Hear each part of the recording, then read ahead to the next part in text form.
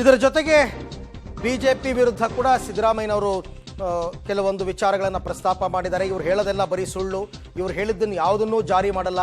15 ಲಕ್ಷ ಎಲ್ಲರ ಅಕೌಂಟ್ ಹಾಕ್ತೀನಿ ಅಂದರು, ಹಾಕಿದ್ರ? ಉದ್ಯೋಗವನ್ನು ಕೊಡ್ತೀನಿ 2 ಕೋಟಿ ಅಂತ ಹೇಳಿದ್ರು, ಕೊಟ್ರ? ಯಾವುದು ಇವ್ರು ಹೇಳಿರ್ತಕ್ಕಂಥದ್ದು ಜಾರಿ ಮಾಡಿಲ್ಲ. ನಾವು ನುಡಿದಂತೆ ನಡೆದಿದ್ದೇವೆ ಅಂತ ಸಿದ್ದರಾಮಯ್ಯನವರು ಮುಂದುವರಿದಂತೆ ಕೆಲವು ವಿಚಾರಗಳನ್ನು ಪ್ರಸ್ತಾಪ ಮಾಡಿದ್ದಾರೆ. ಹಂಚಿಕೆ ಬಗ್ಗೆ ಮೋದಿ ಹೇಳಿದ್ದಾರೆ, ಕಾಂಗ್ರೆಸ್ ಬಗ್ಗೆ ಮೋದಿ ಹೇಳ್ತಾರೆ. ಮೋದಿ ಅವರು ಹೇಳಿರೋದನ್ನೆಲ್ಲ ಜಾರಿ ಮಾಡಿದಾರ? ಮೋದಿಯವರು 15 ಲಕ್ಷ ಕೊಡ್ತೀವಿ ಅಂದ್ರು ಮಾಡುತ್ತಾ? ಎಲ್ಲರ ಅಕೌಂಟ್ಗೆ 2 ಕೋಟಿ ಉದ್ಯೋಗ ಸೃಷ್ಟಿ ಮಾಡ್ತೀವಿ ಅಂತಂದ್ರು ಮಾಡಿದ್ರ? ರೈತರ ಆದಾಯ ದುಪ್ಪಟ್ಟು ಮಾಡ್ತೀವಿ ಅಂತಂದ್ರು ಮಾಡಿದ್ರ?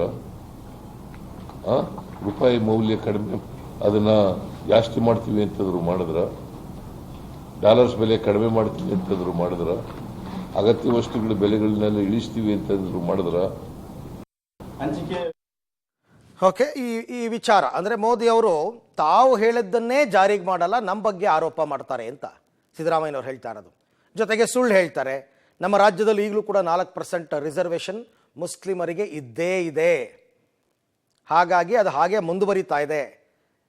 1994ರಿಂದ ಇಲ್ಲಿ ತನಕನೂ ನಡ್ಕೊಂಡು ಬಂದಿದೆ, 28 ವರ್ಷದಿಂದ. ಇಲ್ಲದೆ ಇರೋದನ್ನೆಲ್ಲ ಸುಮ್ಮನೆ ಹೋಗಿ ಬಂದ ಕಡೆ ಹೋದ ಕಡೆ ಎಲ್ಲ ಪ್ರಚಾರ ಮಾಡ್ತಾ ಇದ್ದಾರೆ. ನಮಗೆ ಆ ಥರದ ಆಲೋಚನೆಯೂ ಇಲ್ಲ, ನಾವು ಆ ರೀತಿ ಮಾಡೋದೂ ಇಲ್ಲ. ಈ ರೀತಿಯಾದಂಥ ಮಾಹಿತಿಗಳು ಸುಳ್ಳು ಅಂತಕ್ಕಂಥದ್ದು ಸಿದ್ದರಾಮಯ್ಯನವರ ಆರೋಪ. ಜೊತೆಗೆ ಮೋದಿಯವರು ಕೂಡ ಹಲವಾರು ಭರವಸೆಗಳನ್ನು ಕೊಟ್ಟಿದ್ದರು 2014ರಲ್ಲಿ, 2019ರಲ್ಲಿ. ಆದರೆ ಹೇಳಿದ್ದು ಯಾವುದನ್ನು ಅವ್ರು ಜಾರಿನೇ ಮಾಡಿಲ್ಲ. ಜನಕ್ಕೆ ಗೊತ್ತಾಗಿದೆ ಯಾರು ಏನು ಅಂತ. ನಾವು ಕೊಟ್ಟ ಭರವಸೆ 5 ಗ್ಯಾರಂಟಿಗಳನ್ನ ಕೊಟ್ಟಿದ್ದೀವಿ, ಜಾರಿ ಮಾಡಿದ್ದೀವಿ. ಅವ್ರು ಹೇಳಿದ್ರಲ್ಲಿ ಯಾವ್ದು ಜಾರಿ ಮಾಡಿದ್ದಾರೆ ಅಂತಕ್ಕಂಥ ಪ್ರಶ್ನೆಗಳನ್ನು ಸಿದ್ದರಾಮಯ್ಯನವರು ಕೂಡ ಇವಾಗ ಎತ್ತಿದ್ದಾರೆ. ಹಂಚಿಕೆ ಬಗ್ಗೆ ಮೋದಿ ಹೇಳಿದ್ದಾರೆ, ಕಾಂಗ್ರೆಸ್ ಬಗ್ಗೆ ಮೋದಿ ಹೇಳ್ತಾರೆ.